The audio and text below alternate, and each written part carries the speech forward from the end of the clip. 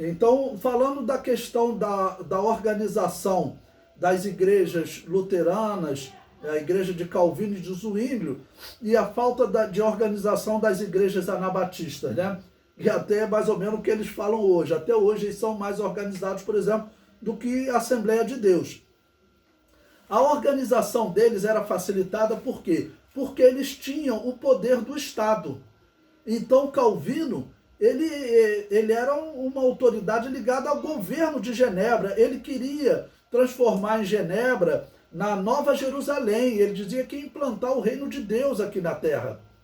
Tá ok? Então isso significa que eles tinham recurso financeiro. Eles podiam organizar escolas, tá bom? Eles podiam ter missionários que eram pagos pelo Estado. Os países, né, que de alguma maneira tiveram ligado à reforma, por exemplo, a Alemanha, até hoje eles mantêm um sistema, tá ok, ligado ao Estado. Então, por exemplo, lá na Alemanha, se você for um pastor lá, tá bom, um líder religioso, o seu salário sai do Estado.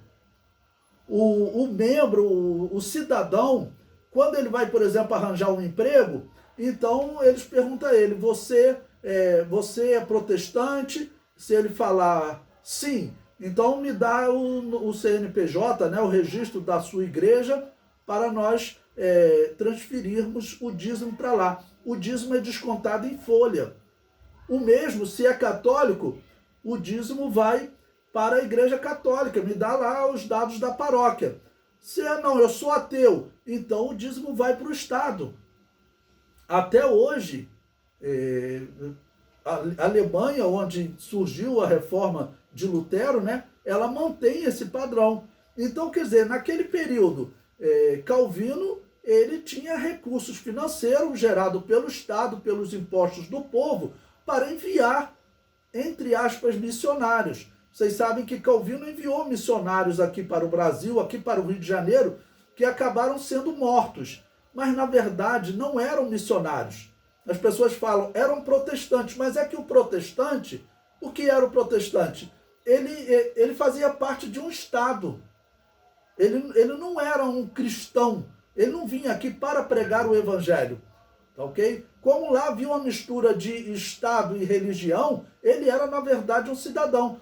Os homens que Calvino enviou aqui para o Rio de Janeiro, para o Brasil, que receberam o título de missionários, não eram. Na verdade, eles eram espiões. Eles vieram observar a região porque os franceses estavam em guerra, tanto com a Espanha quanto com o Rio de Janeiro, com o Brasil, digo, com Portugal, com a Espanha e com Portugal, e a Espanha estava dizendo, e quem é que deu, desculpa, a França estava dizendo, quem é que deu ordem, né, para que o mundo fosse dividido entre vocês? Metade desse novo continente é de Portugal e metade da Espanha. Não, a França também quer uma parte. Tanto que ela invadiu a América, né, Central, tem lá a Guiana Francesa, ok?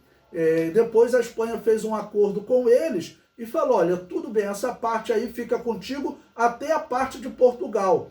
Diz até a história que Portugal mentiu para a França, porque aí os franceses perguntaram, e até onde que vai o termo de vocês? Nosso termo vai até o rio Oiapoque.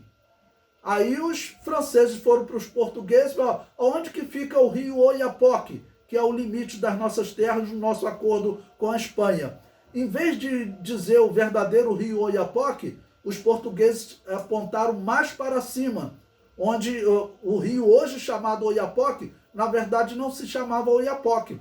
Na verdade o rio Oiapoque era o rio que hoje é chamado de Amazonas. Ou seja, todo o Amapá pertencia à França.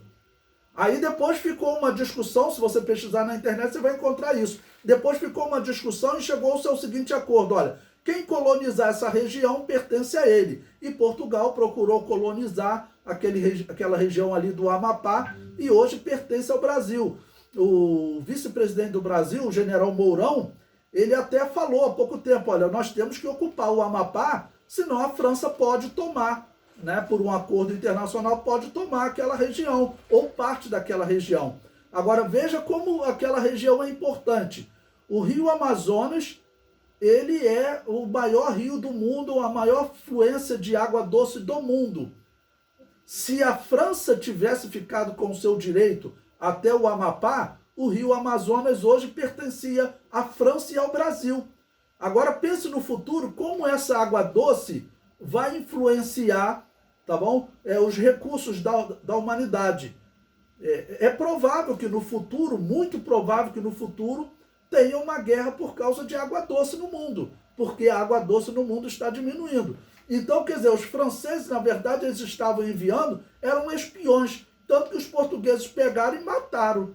Se fossem só evangelistas, estivessem só querendo pregar o evangelho, tá bom? No máximo eles expulsariam, como expulsaram judeus, tal, mas na verdade eram espiões. E depois a França acabou invadindo aqui o Rio de Janeiro, tá ok?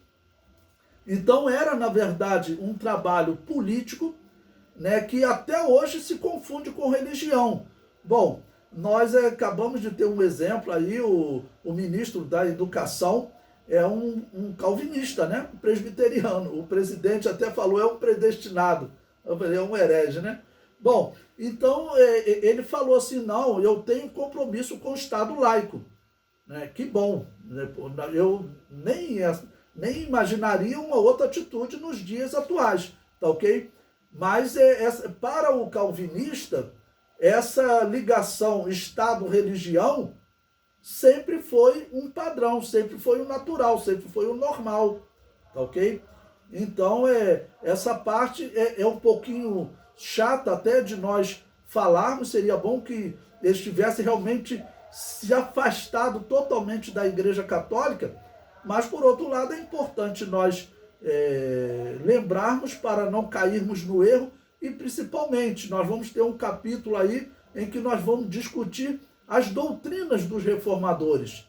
E aí vocês vão ver como as doutrinas dos reformadores, infelizmente, eram mais próximas da Babilônia apocalíptica do que do verdadeiro cristianismo.